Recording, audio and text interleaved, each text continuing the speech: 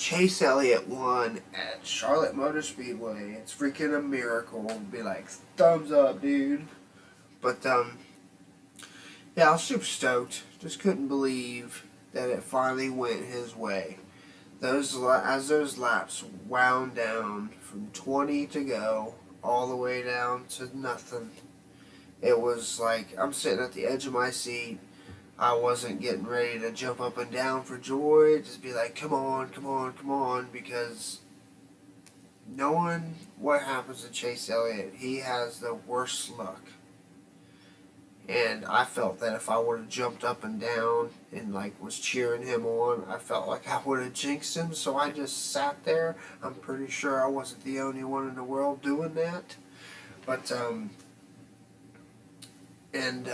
I like his interview after he got out of the car when he said when they asked him if what was going through his mind in the last 5 laps, and he said that he was waiting for the caution to come out, honestly, or he was going to wreck, or a tire was going to go down. It was just monumental that he didn't have to wait halfway through the season to get his win from the other day.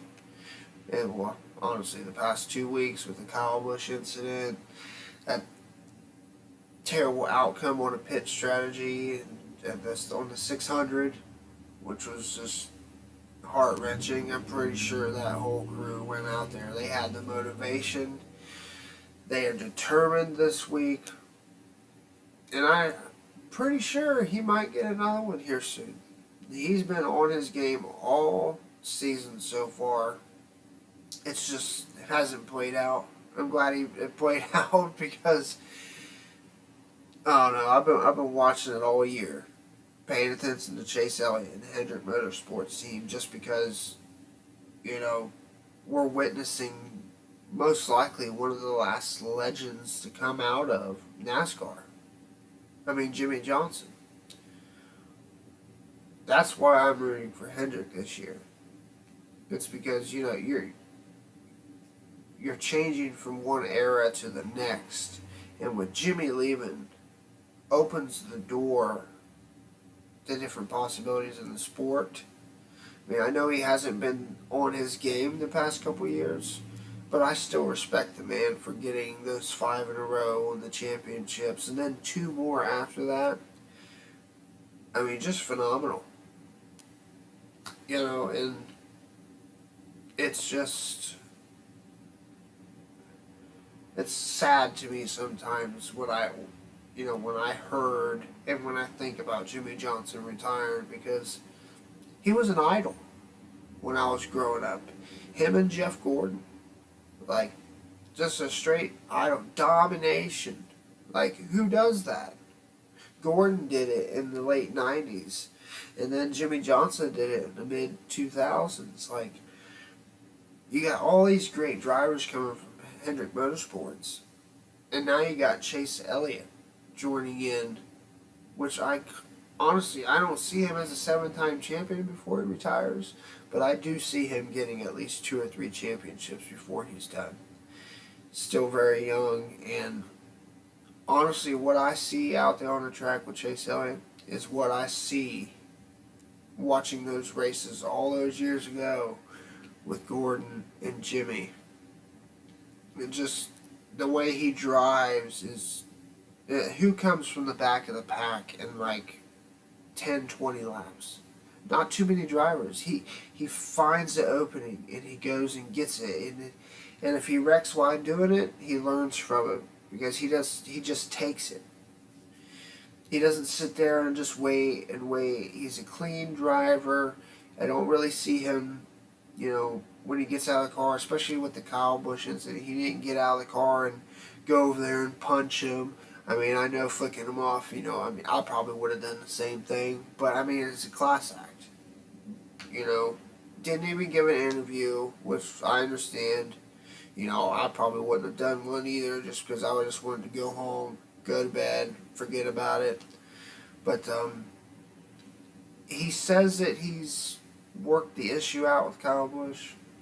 I don't think he has. I mean, he might have, just for social media purposes, but I do see something coming Kyle Busch's way later in the season.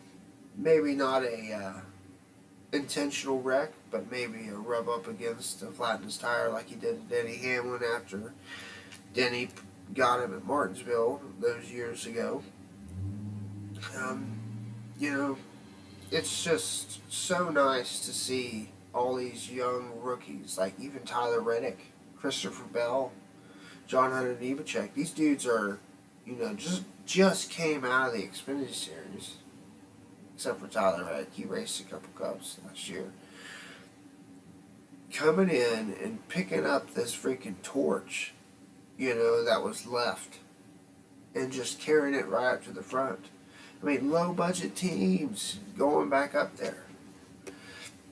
It's nice to see that the sport has changed, and I know a lot of people didn't like the stage racing because, there's more restarts, but honestly, you get more action out of it.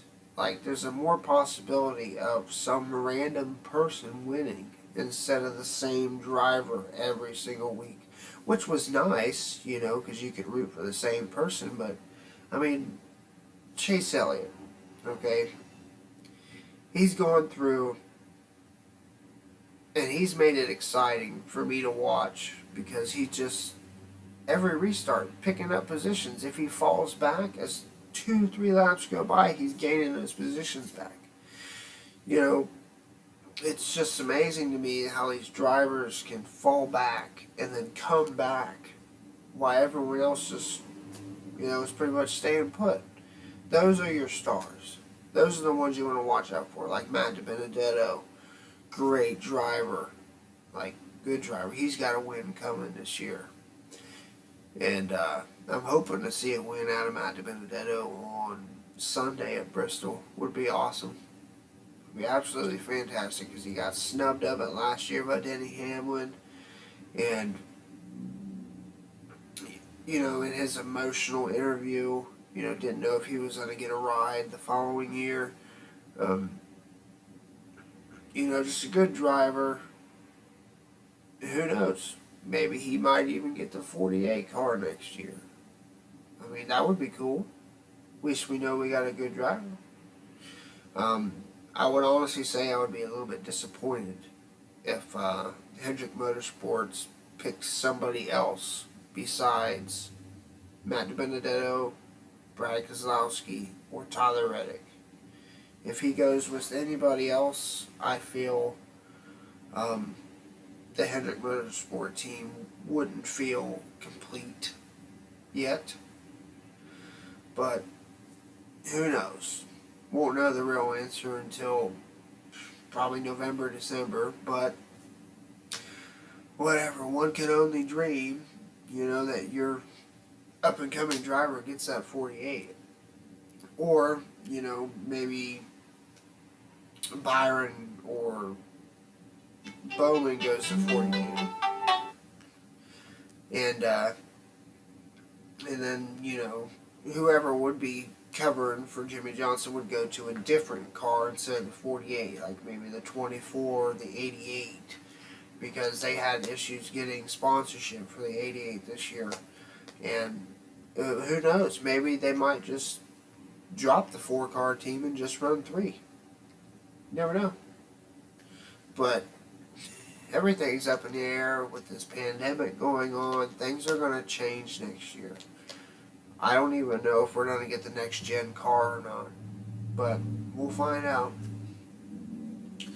But anyway, thanks for watching this. Anyway, congrats to Chase. I hope you get 10 more this season. And I hope you all have a good day.